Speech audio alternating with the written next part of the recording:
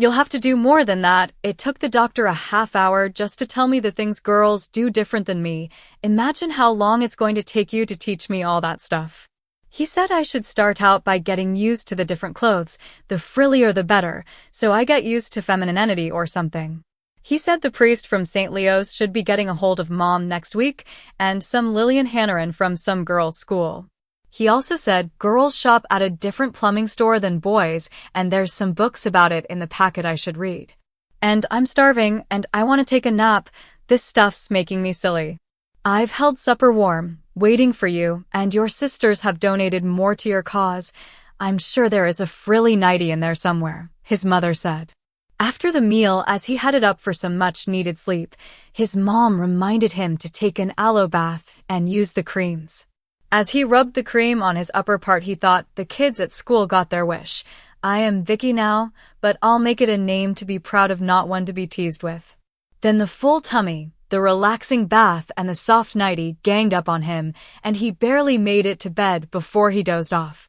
The rest of the family went through the packets that he had brought back from the doctor's office, including the private note from the doctor telling his parents what a wonderful and bright child she was once she let her defenses down a bit. Thanksgiving came cold and dark with several inches of snow forecast. Each of the girls put on their best outfits, except that Victoria's was a little big for her. The dreaded moment didn't last long. Grandma O'Malley asked Gregor what was going on almost as soon as the family entered. She is exactly like you, Mom.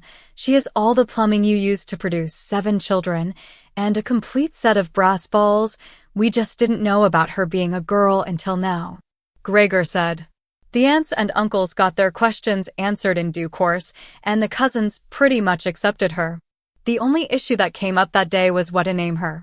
Her mom said that if she was a girl, she would have been Shannon, after great-grandma O'Malley, and there were several favorites thrown out. But as the family all sat after dinner discussing the name, she walked to the middle of the room for the first time in her life. I am Victoria, Vicky for short, and everyone will know the name of Victoria O'Malley before I'm done using it. I was named Victor because of my dad's frenzy over a college football team and their song, Hail to the Victor, and like them, I will not fail him. The rest of that day and the next 3 weeks were pretty much a learning experience for the novice girl. Her cousins and sisters did what they could to help her. Her aunts all volunteered to come over and do whatever they could. Her uncles teased their brother about going back to work on a son. When Monday rolled around, Gregor went to Polk Elementary before he went to work and delivered the papers that said Victor would be under strict medical care and could not possibly return before Christmas. The school was gracious and said his assignments would be delivered to his house each day and his work collected. With the time away and the holiday vacation, Victoria announced she was ready to go back to school as soon as the break was over. Her dad and mom both went with her. The first thing they noticed was that Mr. Johnson was the new principal and her teacher's name was Mrs. Askew. Mr. Johnson summoned Mrs. Askew to the office shortly after they arrived. This is the student in question, he said when she had been introduced to the family. Under no circumstances is anyone to do her any harm. Mrs. Askew drew up her entire 4 feet 10 inches and said, they don't call me Battleaxe Askew because it rhymes. Victoria finished the year there, but the battle axe proved to have a few chinks in her armor as Victoria got beat up twice by 6th graders. Just before summer break, Mrs. Horahan came by and told them she had managed to clear a spot for their daughter Victoria for the summer session. After the summer session, a decision would be made on a fall enrollment. She was listed on the roster as a special girl because Polk refused to change the gender on her transcripts. Near the end of the first day, she was called to the office. Thinking she had blown her chance to get out of Polk, she cried all the way to the office. That is when her life finally changed. Mrs. Honoran whipped her tears with a tissue and took her into her office with her arm around the poor girl's shoulder. There she told her she had a handicap called dyslexia that was causing her school problems, and if she was willing to stick to the classes and lessons for 2 hours after school each day, they could cure the problem. Vicky vowed to do it, and the principal walked her home from school that day and explained her proposition to Victoria's parents. It was simple. If Victoria completed the 4 weeks of tutoring, the school would pay for it. If she did not, the O'Malleys were out $2,000. By the end of the second week, the school sent the O'Malleys a letter stating that their daughter had been accepted into the 6th grade under a full scholarship. She went on to become the valedictorian of her junior high class, winning the 4-year scholarship to St. Leo's High School. Life was almost perfect for her at this point. She was almost done with the 8th grade and was walking home from school with her girlfriend. She dropped her friend at home and continued on. She had only 3 blocks to go when she was confronted by the 3 boys she knew from the other school. They tore off her backpack and dragged her into the alley. "So you want to be a girl," one of them said. "Then, little man, we'll teach you to walk like a girl." After the assault was over, she pulled her torn blouse together to cover her upper part and picked her panties up from the alley. She could barely walk because of the pain, but she retrieved her books and made it to her stoop as her sisters were leaving to find out why she was so late getting home. Her sisters and her mother helped her into the house just as her dad arrived. She had finally calmed down to the point where she could describe the rape and who did it. Her mom said to call the police. Rupon Gregor said, "Haven't you been reading the papers lately? These are the same boys who have had rape charges dismissed twice because the families dropped the charges." The next morning, while Victoria rested at home and later visited Dr. Kelly's office, Gregor had Colleen point out the boys responsible when he took her to school. Gregor observed them for a week, learning their routines and hangouts. He confronted the first boy outside a local store, pretending to ask for directions.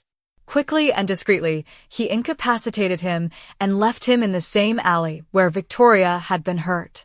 Gregor took similar actions with the other 2 boys. Over the next week, rumors spread about his car being seen nearby, but the police didn't investigate further.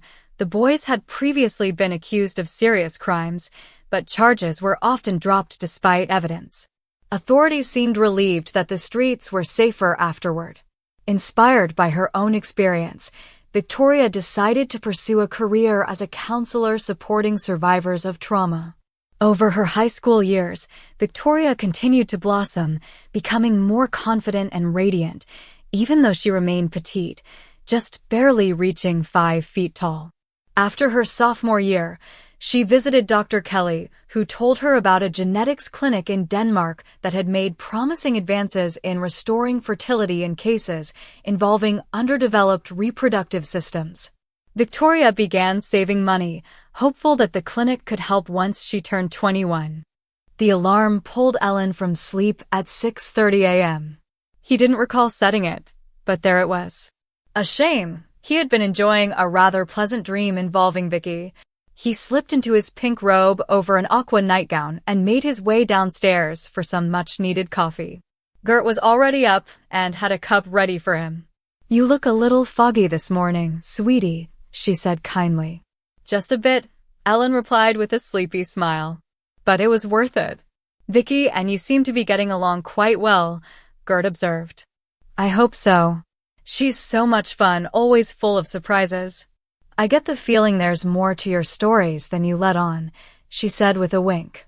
"Nothing wild, Mom. Just some shopping, a jewelry store, a movie, and a few casual drinks." "She's a spirited young woman. Knows what she wants," Gert said knowingly. Ellen smiled. "She sure does. Anyway, you better get moving. Your cousins will be here by 7:30 to pick you up for school." Ellen sipped his coffee while his mother prepared breakfast. As the caffeine cleared his head, deeper thoughts and questions filled the space. How serious was he about continuing this new journey? Why did adopting these new habits and mannerisms come so naturally? Was his aunt right? Had he been better suited for this path from the start? And who exactly was Dr. Kelly, whom Vicky had mentioned? His thoughts were interrupted when his mother placed a plate of food before him. "You seem lost in thought," she said warmly. "Just a little nervous about starting at St. Catherine's," he admitted. "You'll be just fine. Aunt Lily will look after you." "Mom, about the soreness in my chest." He started hesitantly. "We'll check after breakfast," she promised. Once he finished eating, his mother examined him closely under the light, checking for any issues. Do you think they look bigger, Mom? Ellen asked nervously. A little, she said thoughtfully. It could just be natural stretching. I have a special cream you can use after your shower to ease any discomfort. After showering, Ellen got dressed carefully. Girdle, stockings, panties, slip, blouse, and finally a mauve plaid skirt with bright pink accents. He pinned his wig back in place, applied a soft day makeup look with dusty rose blush and shadow, and added a touch of mascara. A swipe of pink lipstick from his purse completed the look. Ellen finished getting ready, touching up his lips before heading downstairs to wait for his cousins. They arrived a few minutes later, and the three of them set off for St. Catherine's Academy for Girls, though Ellen thought privately they might add, and Wayward Boys. No sooner had they stepped off the porch than the cousins began their questioning. Did you get lucky? Tracy asked first thing, teasing. Yeah, she threw me down on a bench at the mall, what do you think? Ellen replied sarcastically. Was that before or after she talked you into getting your ears pierced? Stacy chimed in. Why did Aunt Gert tell my mom you came home looking a little tipsy? Tracy added. I wasn't drunk. We just had a glass of wine after the movie, Ellen answered. Oh, now we're getting somewhere. Stacy said dramatically. Seriously, we just shopped, watched a movie, and talked, Ellen insisted, hoping to end the interrogation. What did you buy? Tracy asked with a sly grin. Besides those cute earrings. Just a couple of dresses, some shoes, and a swimsuit, Ellen replied. What did you two talk about? Tracy pressed. Nothing I'm going to tell you, Ellen shot back. You're no fun. Girls love to gossip about their love lives, Tracy pouted. Fine, Ellen said, smirking. Since I don't have a love life, let's gossip about yours instead. That quieted Tracy for the moment, giving Ellen time to focus on the day ahead. He knew once his cousins got a chance to speak with his mom, they would circle back with even more questions. Finally, they reached the school grounds and safety, for now. They entered the gymnasium where other students were gathered. Ellen scanned the crowd, trying to spot how many of the other 19 special students he could identify. Over the next 10 minutes before the assembly began, he spotted 4 definite students and 4 maybes, leaving 11 more unknown, based on what Aunt Lily had said. The 5th definite arrived with his mother, Stephen. Girls wearing monitor badges moved among the students, lining them up on the gym floor. It didn't take long to arrange 20 rows of 12 girls each. Ellen found himself at the front of the first line, courtesy of Stacy, which he preferred over Tracy's rougher guidance. He glanced down the row and recognized several others, all first in their respective lines. He suspected that the first student in each row might be one of the special cases, although a few could easily pass for girls.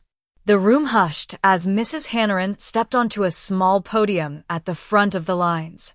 Welcome, students, to the summer session at our finishing school, she said firmly. I am Mrs. Hanneran, your headmistress. Some of you know me, some of you don't, but you will all find me to be a fair but demanding mentor. We have just 20 days to transform many of you from young girls into poised young women. Our class ranges in age from 10 to 17, including everyone from soon-to-be 6th graders to a high school graduate. It's a diverse group with a single purpose, to prepare you for success. A voice interrupted from the crowd. How about getting out of here? Mrs. Hanneran calmly nodded to one of the monitors, who approached and escorted the speaker to the front. And who are you, young lady? Mrs. Hanneran asked. I'm Joseph. Joseph Riley, the student said defiantly. Mrs. Hanneran calmly stepped down from the podium and checked a file handed to her by another monitor. According to this, you're enrolled as Josephine, Josie for short. It seems you're a bit confused, she said, leveling a steely gaze at him. You're right about one thing. You're not yet a lady. That's what we're here to work on. Joseph crossed his arms stubbornly. I don't care what it says. I'm Joseph.